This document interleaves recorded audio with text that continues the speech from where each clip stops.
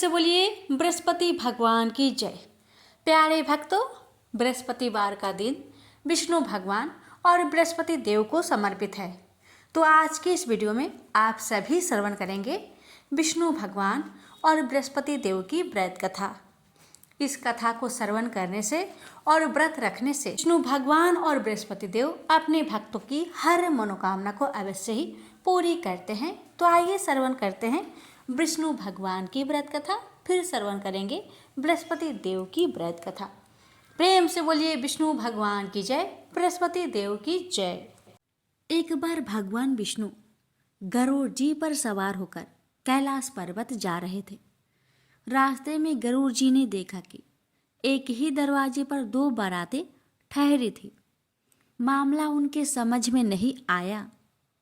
फिर क्या था, पूछ बैठे प्रभु को। गरुड़ जी बोले, प्रभु ये कैसी अनोखी बात है कि विवाह के लिए एक और बारातें दो आई हैं। मेरी तो समझ में कुछ नहीं आ रहा है। प्रभु बोले, हाँ, एक कन्या से विवाह के लिए दो अलग अलग जगह से बारातें आई हैं।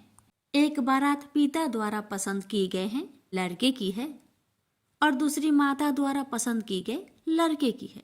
यह सुनकर गरुड़ जी बोले, आखिर विवाह किसके साथ होगा? प्रभु बोले, जिसे माता ने पसंद किया और बुलाया है उसी के साथ कन्या का विवाह होगा, क्योंकि कन्या का भाग्य किसी और के साथ जुड़ा हुआ है। भगवान की बातें सुनकर गरुड़ जी चुप हो गए और भगवान को बैकुंठ पर पहुंचाकर कौतूहल बस पुनः उसी जगह आ गए जहां दोनों बारातें ठहरी थी। गरुड़ जी ने मन में विचार किया कि यदि मैं माता के बुलाए गए वर को यहाँ से हटा दूं तो कैसे विवाह संभव होगा। फिर क्या था, उन्होंने भगवत विधान को देखने की जिज्ञासा के लिए तुरंत ही उस वर को उठाया और ले जाकर समुद्र के एक टापू पर धर दिए। ऐसा कर गरुड़ जी थोड़ी देर के लिए ठहरे भी नहीं थे कि उनके मन में अचानक विचार दौड़ा कि मैं तो इस लड़के को यहाँ उठा लाया हूँ, पर यहाँ तो खाने पीने की कोई व्यवस्था नहीं है। ऐसे में इस निर्जन टापू पर तो यह भूखा ही मर जाएगा और वहाँ सारी बारात मजे से 56 भोग का आनंद लेगी। यह कतई उचित नहीं है। इसका पाप अवश्य ही मुझे लगेगा। मुझे इसके लिए भी खाने का कुछ इंतजाम तो करना ही चाहिए। यदि विधि का विधान देखना है तो थोड़ा परिश्रम तो मुझे करना ही पड़ेगा। और ऐसा विचार करके वे वापस उसी स्थान पर फिर से आ गए। इधर कन्या के घर पर स्थिति यह थी कि वर के लापता हो जाने से कन्या की माता को बड़ी निराशा हो रही थी, परंतु अब भी वह अपने हठ पर अडिग थी। अतः कन्या को एक भारी टोकरी में बैठाकर ऊपर से फल फूल मेवा मिष्ठान आदि से सजाकर रख दिया, जिसमें कि भोजन सामग्री ले जाने के निमित्त वर पक्ष से लोग आए थे। माता द्वारा उसी टोकरी में कन्या को छिपाकर भेजने के पीछे उसकी ये मनसा थी कि वर पक्ष के लोग कन्या को अपने घर ले जाकर वर को खोजकर उन दोनों का ब्याह करा देंगे। माता ने अपना यह भाव किसी तरह होने वाले समधी को सूचित भी कर दिया। अब संयोग की बात देखिए, आंगन में रखी उसी टोकरी को जिसमें कन्या की माता ने विविध फल मेवा मिष्ठान से भरकर कन्या को छिपाया था, गरुड़ जी ने उसे भारा देकर उठाया और ले उड़े। उस टोकरी को ले जाकर गरुड़ जी ने उसी निर्जन टापू पर, जहां पहले से ही वर को उठा ले जाकर उन्होंने रखा था, वर के सामने रख दिया। इधर भूख के मारे व्याकुल हो रहे वर ने जैसे ही अपने सामने भोज्य सामग्रियों से भरी टोकरी को देखा तो उसने टोकरी से जैसे ही खाने के लिए फल आदि निकालना शुरू किया तो देखा कि उसमें 16 श्रृंगार की वह युवती बैठी है जिससे कि उनका विवाह होना था। गरुड़ जी यह सब देखकर तंग रह गए। उन्हें निश्चय हो गया कि हरि इच्छा बलवान है। राम किन्हे चाहे सोई हुई, करे अन्यथा आस नाही कोई। फिर तो शुभ मुहूर्त विचार कर स्वयं गरुड़ जी ने ही पुरोहिताई का कर्तव्य निभाया। वेद मंत्रों से विधि पूर्वक विवाह कार्य संपन्न कराकर वर वधू को आशीर्वाद दिया और उन्हें पुनः उनके घर पहुंचाया। तत्पश्चात प्रभु के पास आकर सारा वृत्तांत निवेदन किए और प्रभु पर अधिकार समझ झुंझलाकर बोले, प्रभु आपने अच्छी लीला की, सारे विवाह के कार्य हमसे करवा दिए। भगवान गरुड़ जी की बातों को सुनकर मंद मंद मुस्कुरा रहे थे। प्रेम से बोलिए जय श्री हरि। मत्स्य अवतार भगवान विष्णु के प्रथम अवतार है। मछली के रूप में अवतार लेकर भगवान विष्णु ने एक ऋषि को सब प्रकार के जीव जंतु एकत्रित करने के लिए कहा और पृथ्वी जब जल में डूब रही थी तब मत्स्य अवतार में भगवान ने उस ऋषि की नाव की रक्षा की। इसके पश्चात ब्रह्मा ने पुनः जीवन का निर्माण किया। एक दूसरी मान्यता के अनुसार एक राक्षस ने जब वेदों को चुराकर सागर की अथाह गहराई में छुपा दिया तब भगवान विष्णु ने मत्स्य रूप धारण करके वेदों को प्राप्त किया और उन्हें पुनः स्थापित किया। एक बार ब्रह्मा जी की असावधानी के कारण एक बहुत बड़े दैत्य ने वेदों को चुरा लिया। उस दैत्य के नाम हायग्रीव था। वेदों को चुरा लिए जाने के कारण ज्ञान लुप्त हो गया। चारों ओर अज्ञानता का अंधकार फैल गया और पाप तथा अधर्म का बोलबाला हो गया। तब भगवान विष्णु ने धर्म की रक्षा के लिए मत्स्य रूप धारण करके हायग्रीव का वध किया और वेदों की रक्षा की। कल्पांत के पूर्व एक पुण्य आत्मा राजा तप कर रहा था। उसका नाम सत्यव्रत था। सत्यव्रत पुण्य आत्मा तो था ही, बड़े उदार हृदय का भी था। प्रभात का समय था, सूर्योदय हो चुका था। सत्यव्रत कृतमाला नदी में स्नान कर रहा था। उसने स्नान करने के पश्चात जब तर्पण के लिए अंजलि में जल लिया तो अंजलि में जल के साथ एक छोटी सी मछली भी आ गई। सत्यव्रत ने मछली को नदी के जल में छोड़ दिया। मछली बोली, राजन, जल के बड़े बड़े जीव छोटे छोटे जीवों को मारकर खा जाते हैं। अब से कोई बड़ा जीव मुझे भी मारकर खा जाएगा। कृपा करके मेरे प्राण की रक्षा कीजिए। सत्यव्रत के हृदय में दया उत्पन्न हो उठी। उसने मछली को जल से भरे हुए अपने कमंडलों में डाल लिया। तभी एक आश्चर्यजनक घटना घटी। एक रात में मछली का शरीर इतना बढ़ गया कि कमंडलू उसके रहने के लिए छोटा पड़ने लगा। दूसरे दिन मछली सत्यव्रत से बोली, राजन, मेरे रहने के लिए कोई दूसरा स्थान ढूंढिए, क्योंकि मेरा शरीर बढ़ गया है। मुझे घूमने फिरने में बड़ा कष्ट होता है।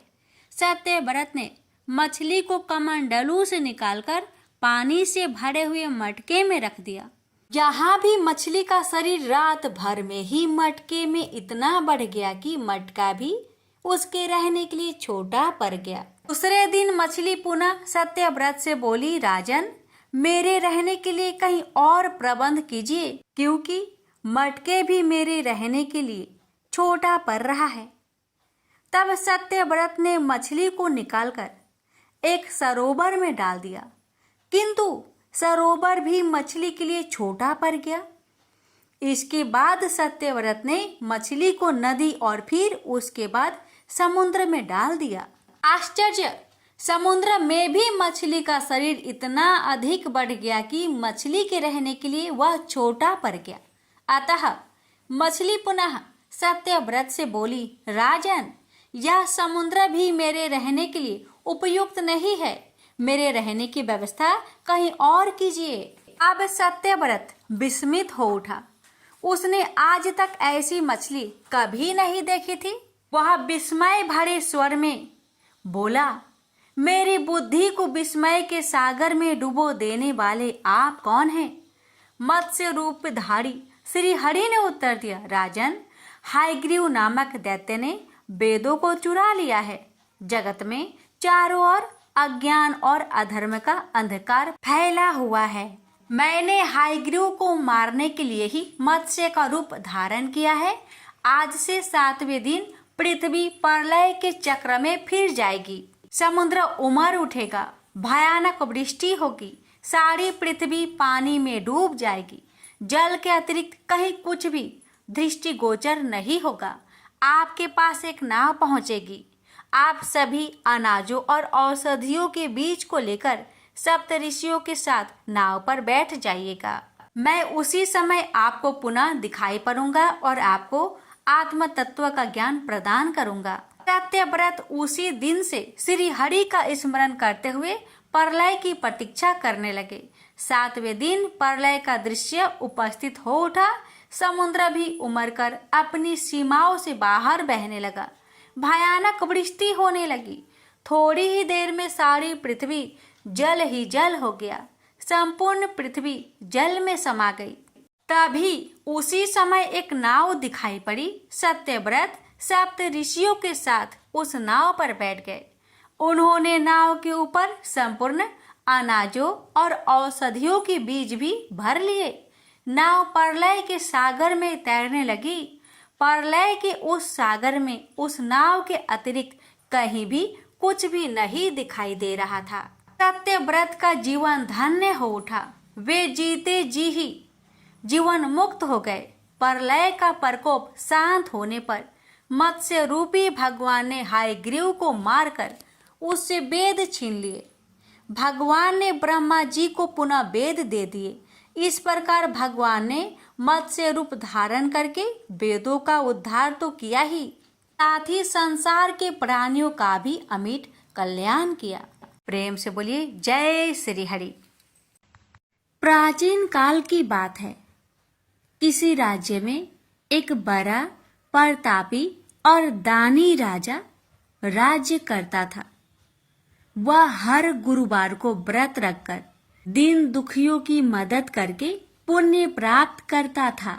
परंतु ये बात उसकी रानी को अच्छी नहीं लगती थी। वह न तो व्रत करती थी और न ही दान पुण्य में विश्वास रखती थी। इतना ही नहीं, वह राजा को भी ऐसा करने से मना करती थी। एक समय की बात है। राजा शिकार खेलने के लिए वन में गए। घर पर रानी और दासी थी। उसी समय गुरु बृहस्पति देव साधु का रूप धारण कर राजा के दरवाजे पर भिक्षा मांगने आए। साधु ने जब रानी से भिक्षा मांगी तो वह कहने लगी, हे साधु महाराज, मैं इस दान और पुण्य से तंग आ गई हूँ। आप कोई ऐसा उपाय बताएं जिससे कि सारा धन नष्ट हो जाए और मैं आराम से रह सकूं। इतना सुनकर बृहस्पति देव ने कहा, हे देवी, तुम बड़ी विचित्र हो। संतान और धन से कोई दुखी होता है? अगर अधिक धन है तो उसे शुभ कार्यों में लगाओ, कुंवारी कन्याओं का विवाह कराओ, विद्यालय और बाग बगीचे का निर्माण कराओ, जिससे तुम्हारे दोनों लोग सुधरे। परंतु साधु की इन बातों से रानी को खुशी नहीं हुई। उसने कहा कि मुझे ऐसे धन की आवश्यकता नहीं है जिसे मैं दान दूं और जिसे संभालने में मेरा सारा समय नष्ट हो जाए। तब साधु ने कहा, अगर तुम्हारी ऐसी इच्छा है तो मैं जैसा तुम्हें बताता हूँ तुम वैसा ही करना। गुरुवार के दिन तुम घर को गोबर से लिपना, अपने बालों को पीली मिट्टी से धोना, राजा से हजामत बनाने को कहना, भोजन में मांस मदिरा का प्रयोग करना, कपड़े धोबी के यहाँ धुलने देना। इस प्रकार 7 बृहस्पतिवार करने से तुम्हारा समस्त धन नष्ट हो जाएगा। इतना कहकर साधु के रूप में बृहस्पति देव अंतर्ध्यान हो गए। साधु के अनुसार कई बातों को पूरा करते हुए रानी को केवल 3 बृहस्पतिवार ही बीते थे। कि उसकी समस्त धन संपत्ति नष्ट हो गई। भोजन के लिए राजा का परिवार तरसने लगा। तब एक दिन राजा ने रानी से बोला कि हे रानी, तुम यहीं रहो, मैं दूसरे देश को जाता हूँ, क्योंकि यहाँ पर सभी लोग मुझे जानते हैं, इसलिए मैं कोई छोटा कार्य नहीं कर सकता। ऐसा कहकर राजा दूसरे देश चला गया। वहां वह जंगल से लकड़ी काट कर लाता और शहर में बेचता। इस तरह वह अपना जीवन व्यतीत करने लगा। इधर राजा के परदेश जाते ही रानी और दासी दुखी रहने लगी। एक बार जब रानी और दासी को 7 दिन तक बिना भोजन के रहना पड़ा, तो रानी ने अपनी दासी से कहा, हे दासी, पासी के नगर में मेरी बहन रहती है, वह बड़ी धनवान है, तो उसके पास जा और कुछ ले आ, ताकि थोड़ी बहुत गुजर बसर हो जाए। दासी रानी की बहन के पास गई। उस दिन गुरुवार था और रानी की बहन उस समय बृहस्पतिवार व्रत की कथा सुन रही थी। दासी ने रानी की बहन को अपनी रानी का संदेश दिया, लेकिन रानी की बड़ी बहन ने कोई उत्तर नहीं दिया। जब दासी को रानी की बहन से कोई उत्तर नहीं मिला, तो वह बहुत दुखी हुई और उसे क्रोध भी आया। दासी ने वापस आकर रानी को सारी बात बता दी। ये सुनकर रानी ने अपने भाग्य को कोसा। उधर रानी की बहन ने सोचा कि मेरी बहन की दासी आई थी, परंतु मैं उससे नहीं बोली, इससे वह बहुत दुखी हुई होगी। कथा सुनकर और पूजा समाप्त करके वह अपनी बहन के घर आई और कहने लगी, हे बहन, मैं बृहस्पतिवार का व्रत कर रही थी, तुम्हारी दासी मेरे घर आई थी, परंतु जब तक कथा होती है तब तक ना तो उठते हैं और ना ही बोलते हैं, इसलिए मैं नहीं बोली। बताओ दासी, क्यों आई थी? रानी बोली, बहन, तुमसे क्या छिपाऊं, हमारे घर में खाने तक को अनाज नहीं था। ऐसा कहते कहते रानी की आंखें भर आई। उसने दासी समेत पिछले 7 दिनों से भूखे रहने तक की बात अपनी बहन को विस्तार पूर्वक सुना दी। रानी की बहन बोली, देखो बहन, भगवान बृहस्पति देव सबकी मनोकामना को पूर्ण करते हैं। देखो, शायद तुम्हारे घर में अनाज रखा हो। पहले तो रानी को विश्वास नहीं हुआ, पर बहन के आग्रह करने पर उसने अपनी दासी को अंदर भेजा, तो उसे सचमुच अनाज से भरा एक घड़ा मिल गया। यह देखकर दासी को बड़ी हैरानी हुई। दासी रानी से कहने लगी, हे रानी, जब हमको भोजन नहीं मिलता तो हम व्रत ही तो करते हैं, इसलिए क्यों ना इनसे व्रत और कथा की विधि पूछ ली जाए, ताकि हम भी व्रत कर सके। तब रानी ने अपनी बहन से बृहस्पतिवार व्रत के बारे में पूछा। उसकी बहन ने बताया, बृहस्पतिवार के व्रत में चने की दाल और मुनक्का से विष्णु भगवान का केले के जड़ में पूजन करे तथा दीपक जलाए, व्रत कथा सुने और पीला भोजन ही करे। इससे बृहस्पति देव प्रसन्न होते हैं। व्रत और पूजन विधि बताकर रानी की बहन अपने घर लौट आई। 7 दिन के बाद जब गुरुवार आया तो रानी और दासी ने व्रत रखा। घुड़सार में जाकर चना और गुड़ लेकर आई। फिर उससे केले की जड़ तथा विष्णु भगवान का पूजन किया। अब पीला भोजन कहाँ से आए? इस बात को लेकर दोनों बहुत दुखी थे। चूंकि उन्होंने व्रत रखा था, इसलिए बृहस्पति देव उनसे प्रसन्न थे। इसलिए वे एक साधारण व्यक्ति का रूप धारण कर 2 थालों में सुंदर पीला भोजन दासी को दे गए। भोजन पाकर दासी प्रसन्न हुई और फिर रानी के साथ मिलकर भोजन ग्रहण किया। उसके बाद वे सभी गुरुवार को व्रत और पूजन करने लगी। बृहस्पति भगवान की कृपा से उनके पास फिर से धन संपत्ति आ गई, परंतु रानी फिर से पहले की तरह आलस्य करने लगी। तब दासी बोली, देखो रानी, तुम पहले भी इस प्रकार आलस्य करती थी। तुम्हें धन रखने में कष्ट होता था, इस कारण सभी धन नष्ट हो गया, और अब जब भगवान बृहस्पति की कृपा से धन मिला है तो तुम्हें फिर से आलस्य होता है।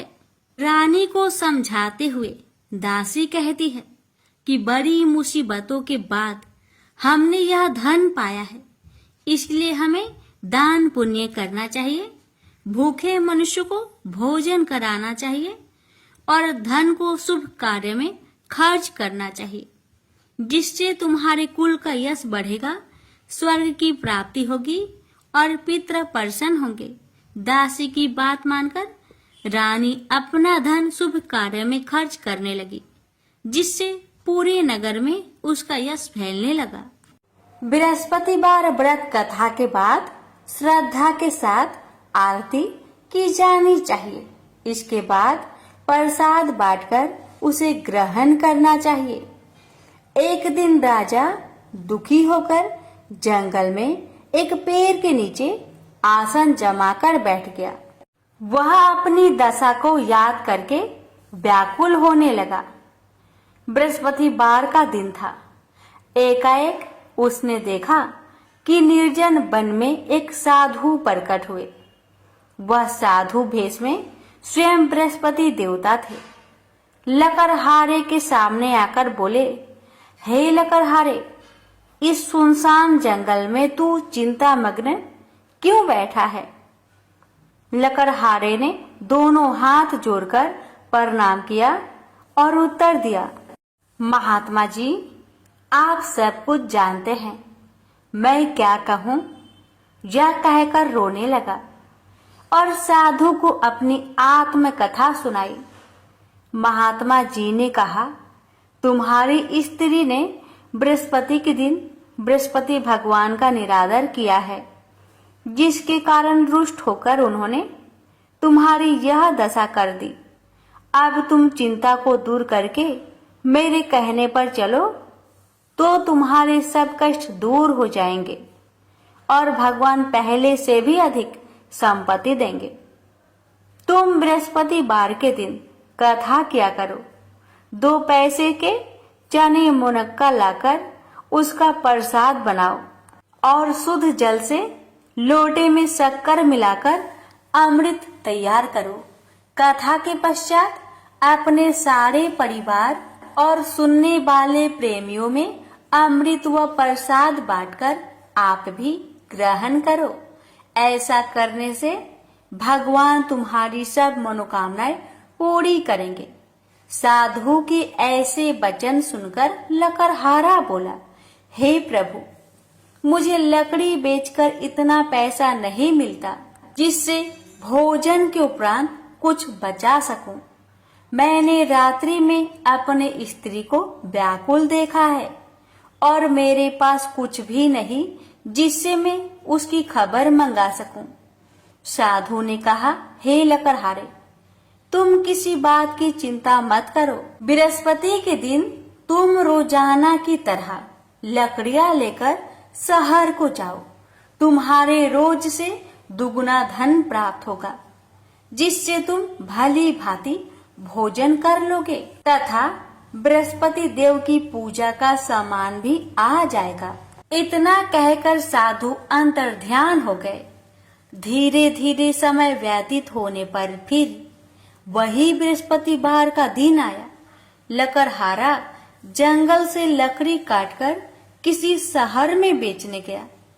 उसे उस दिन और दिन से अधिक पैसा मिला। राजा ने चना गुड़ आदि लाकर गुरुवार का व्रत किया। उस दिन से उसके सभी कलेश दूर हुए।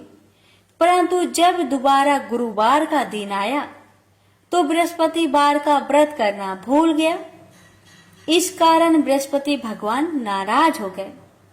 उस दिन उस नगर के राजा ने विशाल यज्ञ का आयोजन किया तथा शहर में यह घोषणा करा दी कि कोई भी मनुष्य अपने घर में भोजन न बनावे, न आग जलावे।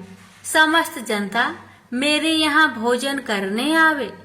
इस आज्ञा को जो न मानेगा उसे फांसी की सजा दी जाएगी। इस तरह की घोषणा संपूर्ण नगर में करवा दी गई। राजा की आज्ञा अनुसार शहर के सभी लोग भोजन करने गए, लेकिन लकड़हारा कुछ देर से पहुंचा, इसलिए राजा उसको अपने साथ घर लिवा ले गए और ले जाकर भोजन करा रहे थे। तो रानी की दृष्टि उस खूंटी पर पड़ी जिस पर उसका हार लटका हुआ था। वह वहां पर दिखाई नहीं दिया। रानी ने निश्चय किया कि मेरा हार इस मनुष्य ने चुरा लिया है। उसी समय सिपाहियों को बुलवाकर उसको कारागार में डलवा दिया। जब लकड़हारा कारागार में पड़ गया और बहुत दुखी होकर विचार करने लगा कि ना जाने कौन से पूर्व जन्म के कर्म से मुझे यह दुख प्राप्त हुआ है, और उसी साधु को याद करने लगा जो कि जंगल में मिला था।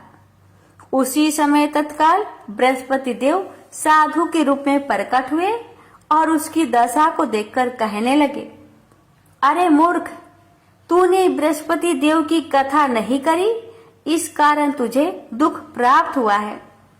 अब चिंता मत कर। बृहस्पतिवार के दिन कारागार के दरवाजे पर 4 पैसे पड़े मिलेंगे। उनसे तू बृहस्पति देव की पूजा करना, तेरे सभी कष्ट दूर हो जाएंगे। बृहस्पति के दिन उसे 4 पैसे मिले। लकड़हारे ने कथा कही। उसे रात्रि को बृहस्पति देव ने उस नगर के राजा को सपने में कहा, हे राजा, तुमने जिस आदमी को कारागार में बंद किया है वह निर्दोष है, वह राजा है, उसे छोड़ देना। रानी का हार उसी खूंटी पर लटका है। अगर तू ऐसा नहीं करेगा तो मैं तेरे राज्य को नष्ट कर दूंगा। इस तरह रात्रि के सपनों को देखकर राजा प्रातः काल उठा और खूंटी पर हार देखकर लकड़हारे को बुलाकर क्षमा मांगी तथा लकड़हारे को योग सुंदर वस्त्र आभूषण देकर विदा कर दिया। बृहस्पति देव की आज्ञा अनुसार लकड़हारा अपने नगर को चल दिया। राजा जब अपने नगर के निकट पहुंचा तो उसे बड़ा आश्चर्य हुआ। नगर में पहले से अधिक बाग, तालाब, कुएं तथा बहुत सी धर्मशाला, मंदिर आदि बन गई है। राजा ने पूछा, यह किसका बाग और धर्मशाला है? तब नगर के सब लोग कहने लगे, यह सब रानी और बांदी की है। तो राजा को आश्चर्य हुआ और गुस्सा भी आया। जब रानी ने यह खबर सुनी कि राजा आ रहे हैं तो उन्होंने बांदी से कहा कि हे दासी, देख, राजा हमको कितनी बुरी हालत में छोड़ गए थे। हमारी ऐसी हालत देखकर वह लौट न जाए, इसलिए तू दरवाजे पर खड़ी हो जा। आज्ञा अनुसार दासी दरवाजे पर खड़ी हो गई। राजा आए तो उन्हें अपने साथ लिवा लाई। तब राजा ने क्रोध करके अपनी रानी से पूछा कि यह धन तुम्हें कैसे प्राप्त हुआ? तब उन्होंने कहा, हमें यह सब धन बृहस्पति देव के इस व्रत के प्रभाव से प्राप्त हुआ है। राजा ने निश्चय किया कि 7 रोज बाद तो सभी बृहस्पति देव का पूजन करते हैं, परंतु मैं प्रतिदिन दिन में 3 बार कहानी तथा रोज व्रत किया करूंगा। अब हर समय राजा ने दुपट्टे में चने की दाल बांधी रहती तथा दिन में 3 बार कहानी कहता। एक रोज राजा ने विचार किया कि चलो अपनी बहन के यहाँ हो आवे। इस तरह निश्चय कर राजा घोड़े पर सवार हो अपनी बहन के यहाँ को चलने लगा। मार्ग में उसने देखा कि कुछ आदमी एक मुर्दे को लिए जा रहे हैं। उन्हें रोककर राजा कहने लगा, अरे भाइयों, मेरी बृहस्पति देव की कथा सुन लो। वे बोले, लो, हमारा तो आदमी मर गया है, इसको अपनी कथा की परी है। परंतु कुछ आदमी बोले, अच्छा कहो, हम तुम्हारी कथा भी सुनेंगे।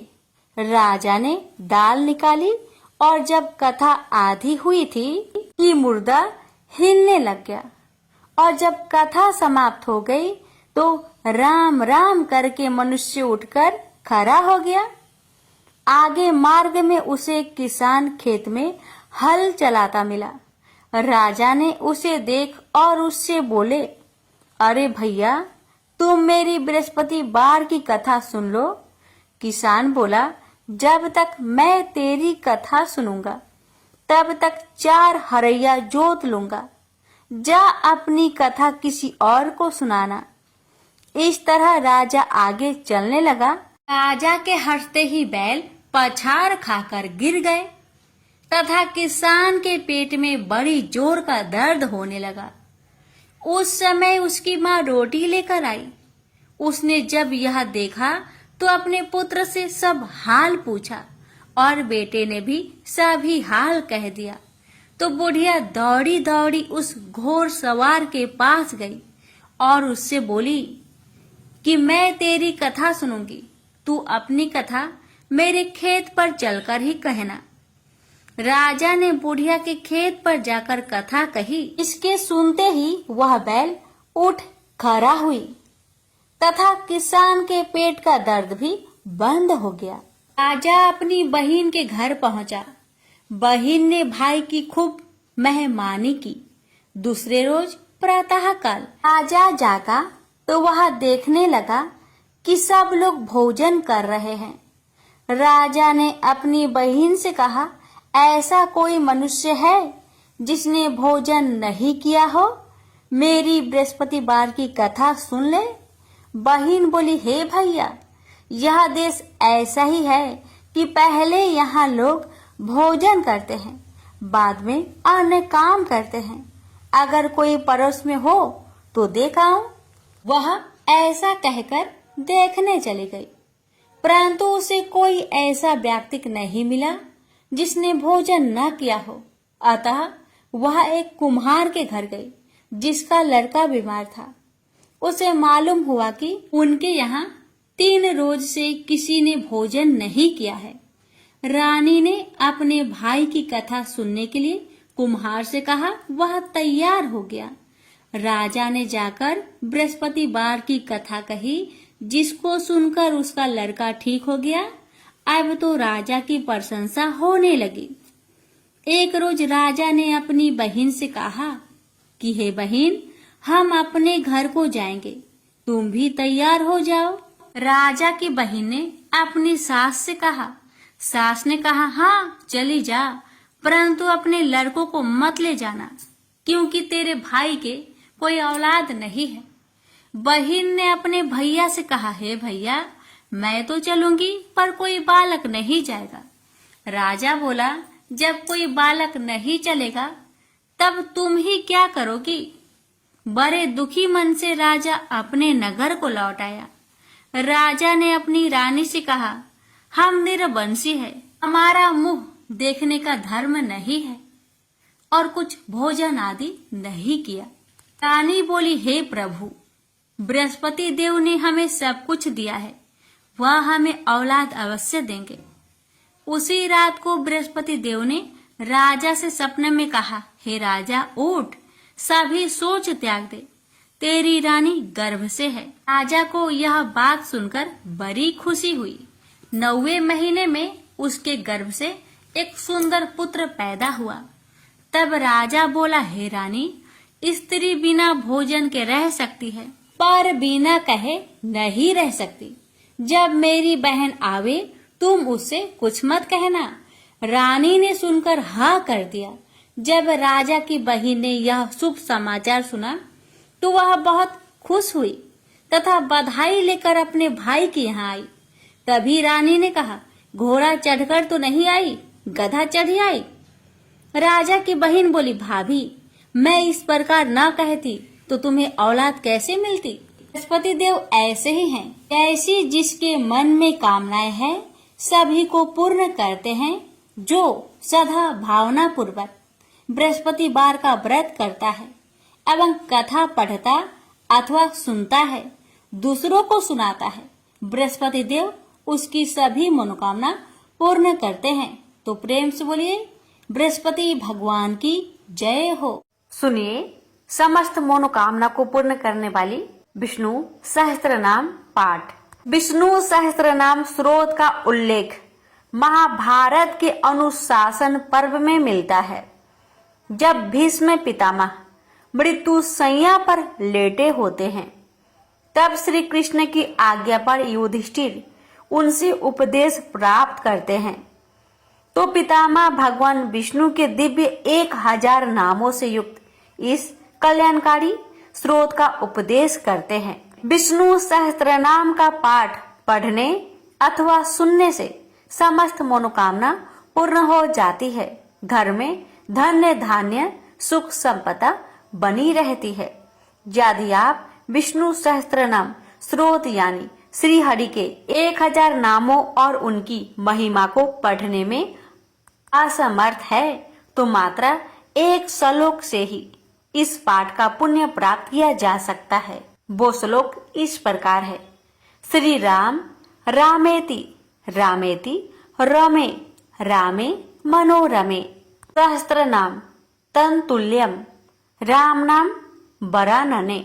शिव जी माता पार्वती से कहते हैं कि श्री राम नाम के मुख में विराजमान होने से राम राम इसी 12 अक्षर नाम का जप करो। हे पार्वती, मैं भी इन्हीं मनोरम राम में रमता हूँ। यह राम नाम विष्णु जी के सहस्त्र नाम के तुल्य है।